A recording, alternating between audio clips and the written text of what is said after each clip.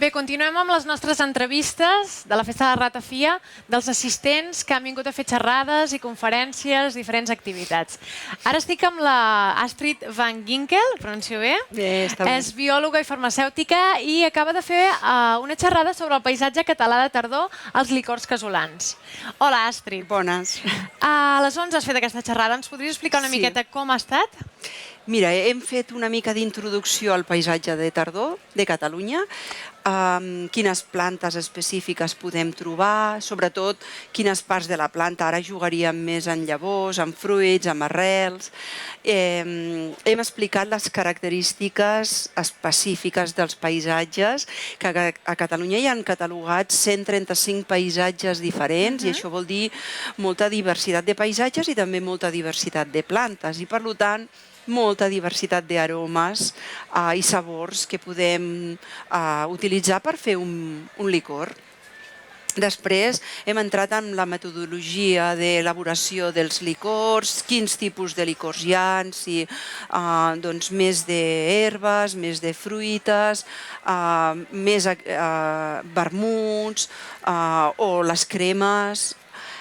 Després hem acabat fent una descripció de diferents receptes casolanes de diferents licors mentre els tastàvem. És a dir, primer la gent tastava un licor i intentava fer una mica de criteri d'anàlisi, doncs color, olor, aroma, i finalment el tastaven, intentaven aproximar-se a què podia ser i després els hi acabàvem explicant quin era i explicàvem com s'havia fet aquest licor. Molt bé, molt xulo. Així que hem fet com un tast de 6 o 7 licors diferents. I com s'ho han agafat? Els ha agradat, als assistents? No sé, jo suposo que sí, espero que sí. Per les cares semblava que sí. Com defineixes el paisatge català de tardor? Uf, mare meva, clar, és que entraríem a descriure 135 paisatges diferents. Clar, la història és, quan tu analitzes un paisatge des de fora, acabes veient si continua sent verd, si acaba tenint aquests colors torrats, però el bonic, penso, és poder-lo acabar de llegir i interpretar, és a dir, poder entrar dintre d'aquest paisatge i poder saber identificar les espècies que l'integren, les utilitats que tenen, quin significat han tingut en el passat, si han format part d'una activitat professional del bosc, carboner o el que sigui, si tenen usos i aplicacions medicinals o si podem utilitzar-ho per un licor. Clar, cada paisatge és bastant únic, no? Bastant, amb espècies molt úniques. Com són els licors casolans? Què els fa tan únics, aquestes herbes que trobem?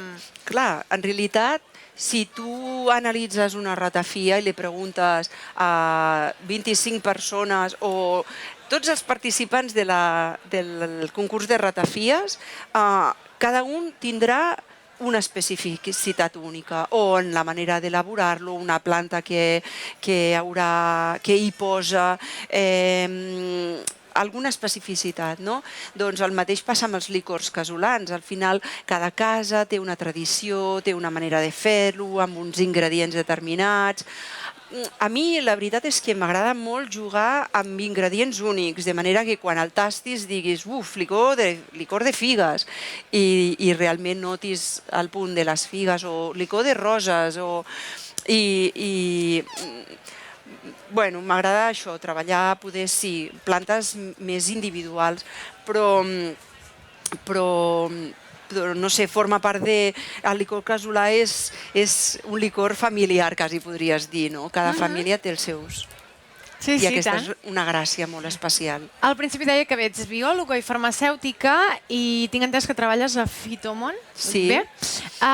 Com ha estat aquest canvi? Perquè has passat de la part més química, potser, a la part més natural.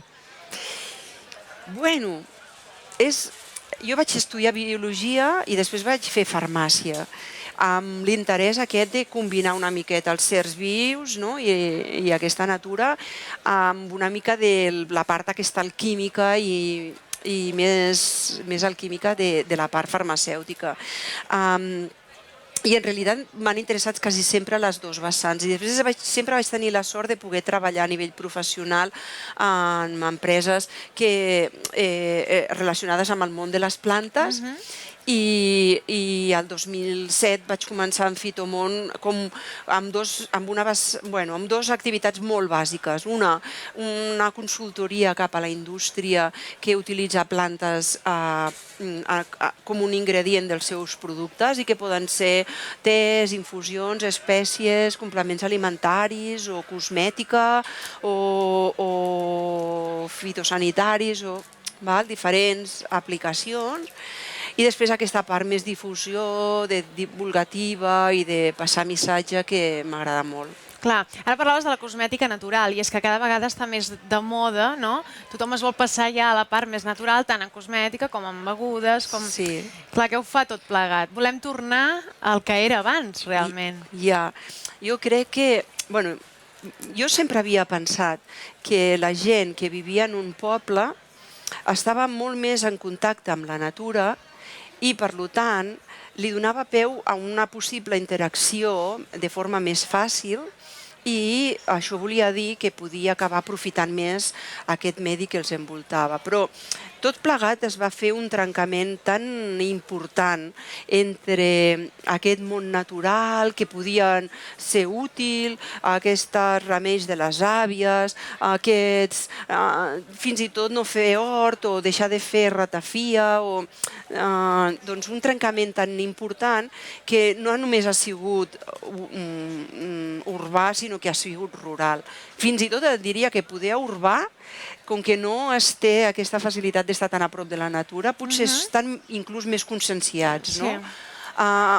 Però sí que penso que aquest component natural ens afavoreix a tots. A nivell saludable és tan agradable sortir a la natura i fer un passeig i recollir unes mores, uns bolets, uns aranyons i fer licor, o tenir un hort i poder plantar algunes plantes que poden ser típiques, com enciams, tomateres, però també sàlvia o espígol, i utilitzar-les a casa, recollir-les, preparar i compartir-ho. Molt bé, és bonic, tot plegat. Sí, és molt interessant. Crec que és saludable. Sí, també. Tornant a la festa de la ratafia, hi havies estat mai? Sí. La primera vegada que vaig estar al jurat d'ahir, diríem, del divendres. Del sopar. Sí. Però ja tenia moltes ganes de venir, saps? I al final em van convidar aquí, així ens vaig tenir l'oportunitat i em va agradar molt, molt. I com a coneixedora ja ve, com la valores? Clar, és una festa increïble, increïble. Primer perquè tots els organitzadors, que des d'aquí els felicito, són una gent apassionada, molt treballadora. Jo crec que és un grup intel·ligent perquè treballen exponencial i llavors felicitats per ells, perquè aquesta és la base. Si tu organitzes una festa que està bé, acabes tenint gent. La ratafia potser sí que és fàcil de que vingués gent, però l'has d'organitzar bé i aquesta està ben organitzada i sempre la milloren i molt bé.